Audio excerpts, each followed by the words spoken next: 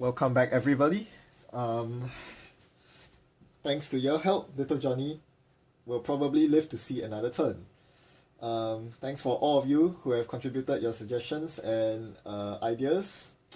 So there are lots of good ideas going around. Wamarov proposed a very good solution, but I did not really intend for that to happen, so I will fix that for the upcoming puzzle. I'll talk more about that later.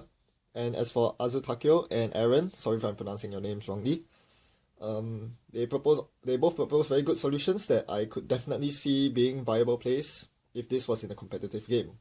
So what they basically propose is to pawn off the SMC at the start of your turn to gain 3 credits.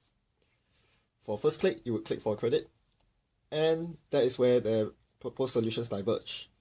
One proposed running through archives, the other one proposed running through HQ.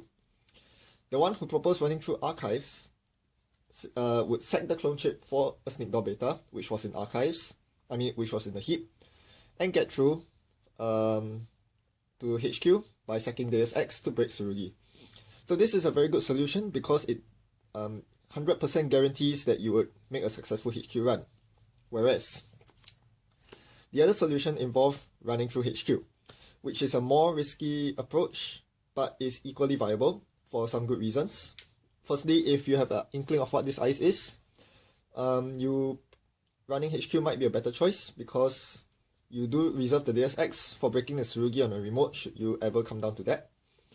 And secondly, you are spending 1 less clone chip potentially because, or even 2 less clone chips because the Tsurugis, the archive solution requires that you spend 1 more clone chip to get a cash out, to get enough money to steal the NAPD at the end of the remote. Whereas, at the end of HQ. Whereas for the HQ run, depending on what the inner ice is, you might not even need to spend any clone chips. So that is the route that little Johnny decided to take, but with a little twist, because sacking SMC is not the most ideal solution if you are not on match point. Little Johnny needs to steal 2 more agendas, and he cannot afford to spend all his tutors just to get 1 agenda. Here's what little Johnny eventually decided to do. He decided to use Aesop's pawn shop to pawn off the Corroder, which is a very questionable choice, but it's probably better off in the long run. Little Johnny's reasoning was simple. The only barrier that he's seen from Tenin Institute so far, of course he wouldn't know this, but given his in-game knowledge, he hopes that he won't see any barriers other than Ice Wall, which can be broken with Inti for the same cost as Corroder. So by pawning off the Corroder, he can get 3 more credits.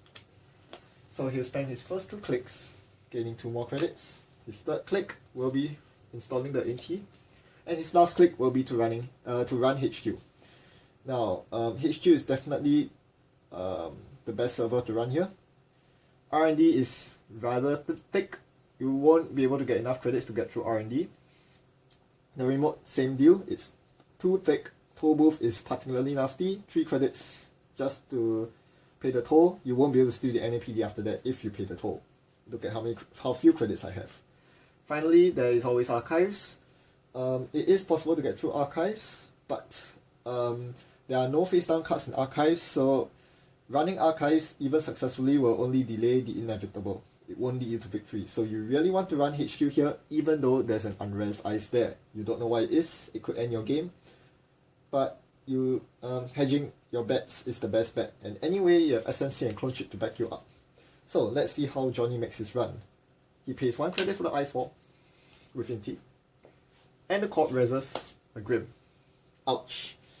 Well, trying to break the Grim is a rather futile effort. Sure, he could tutor up some breaker to break Grim, but that would definitely cost him so many credits that he won't be able to steal an NAPD from his hand. So little Johnny decided to take a risk and let Grim fire off. And the corp decided to trash, interestingly enough, the Inti, because the corp knows that HQ is the most vulnerable server, so trashing the Inti should help with matters. So there are lots of Rectors in the runner's heap right now. But it doesn't end the run, and Little Johnny gets through the server, randomly accesses one card.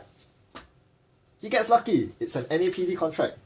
So obviously, Little Johnny steals it for 4 credits, bringing him down to 1 credit, but it brings him to match point as well. He has 5 agenda points to the Corp's 5 points, and most importantly, he denies the advancement token on the NAPD in the server.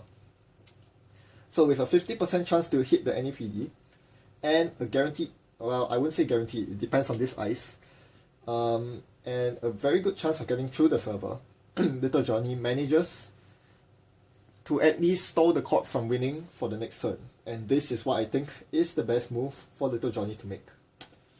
That is debatable, of course. There are lots of random factors, and Unrise Ice is a huge question mark, but I think this would be the best play in most situations. But the game is not over. Little Johnny still needs to steal the last agenda.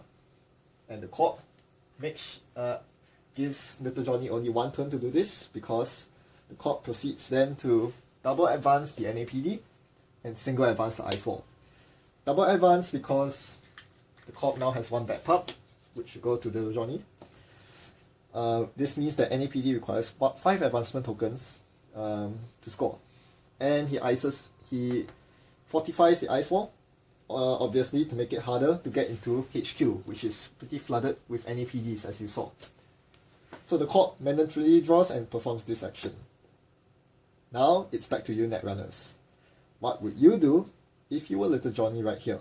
How can you ensure that you steal an agenda? Or, if not possible, how can you maximize the chance of you stealing an agenda the next turn? Recall that HQ has at least a 25% chance of hitting an agenda, but it will be an NAPD that requires you 4 credits.